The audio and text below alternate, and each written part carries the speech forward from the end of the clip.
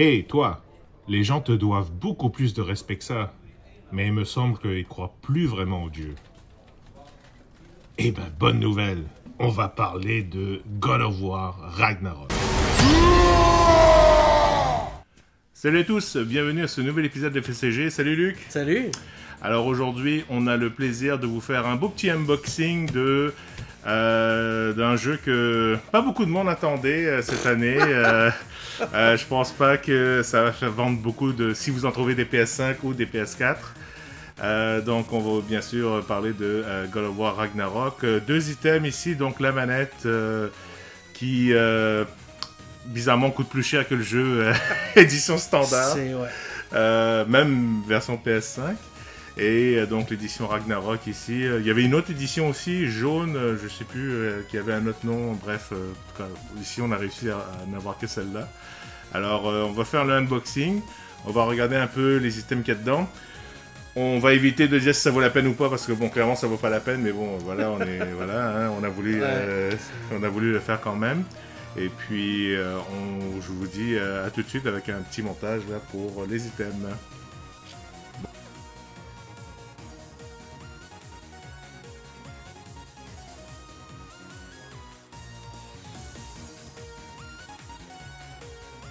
Ok, donc nous revoilà. Alors, on a ouvert ça à moitié. Donc, voilà ici déjà la fameuse manette. Télécommande. La télécommande. Pas une télécommande, une manette. Une manette, oui, c'est pas une télécommande, monsieur. C'est sûr que ça réinvente pas la roue. Hein. C'est pas... Ils n'ont pas changé le feel des analogues. C'est exactement la même DualSense qu'on connaît. C'est pas la manette à 200$ qu'ils se sont trompés, ils ont mis les trucs des composantes dedans. Ça aurait été bien, non? Ouais, non, pas à 100$.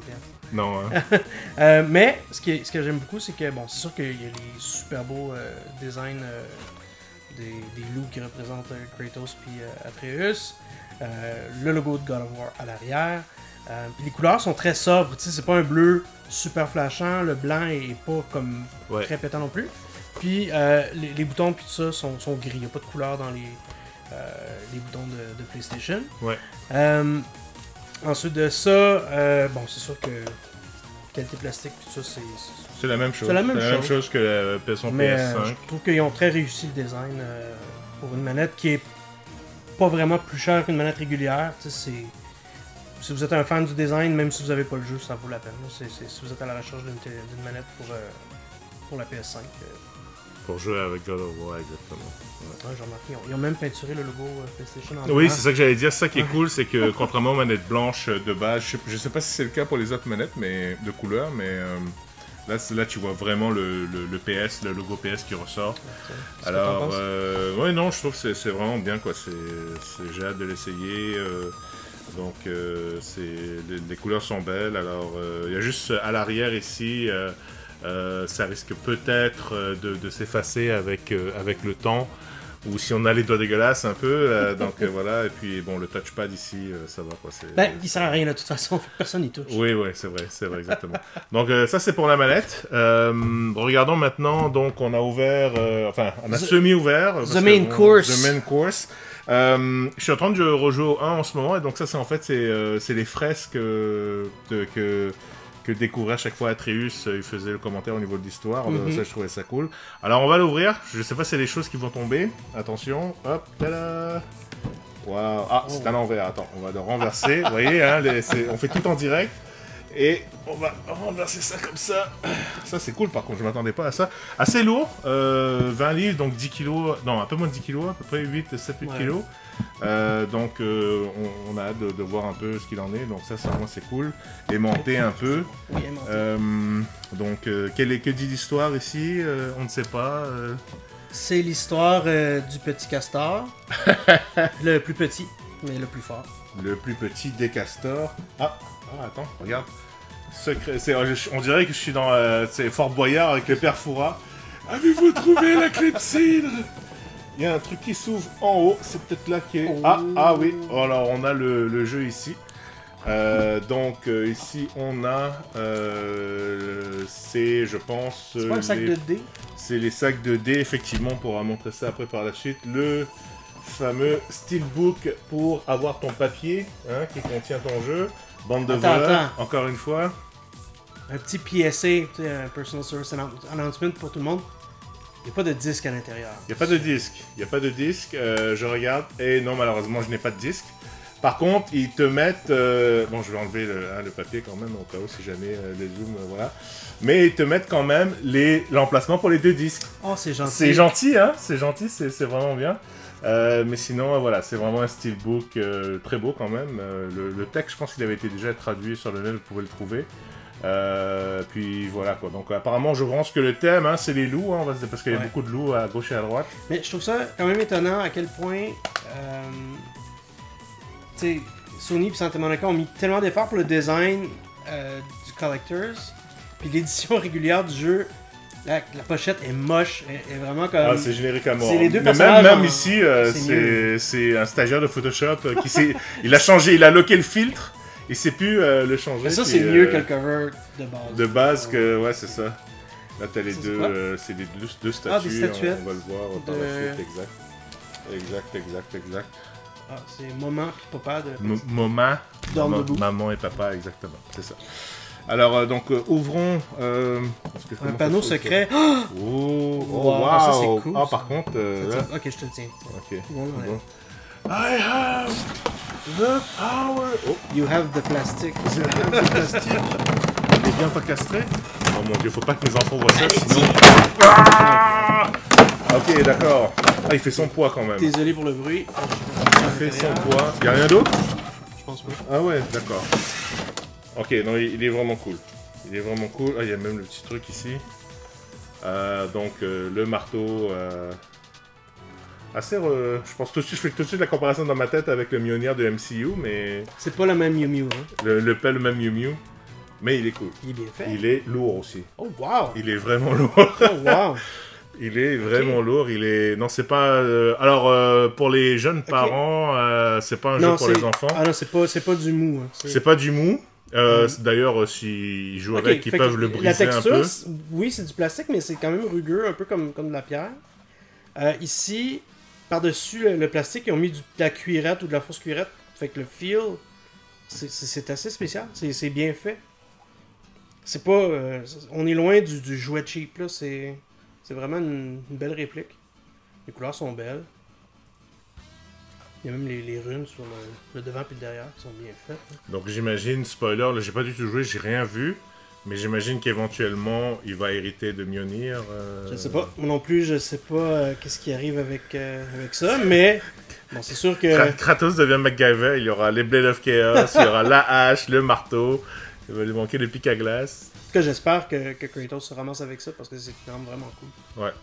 C'est... Non, je dois dire, c'est... Dans le genre de collectible inutile, hein, à voir dans son... Non, c'est dans les moins pires, c'est cool que c'est du 1 pour 1, ou... Je sais même pas, ça doit? Ben... Parce que, je veux dire... Ouais, quand même.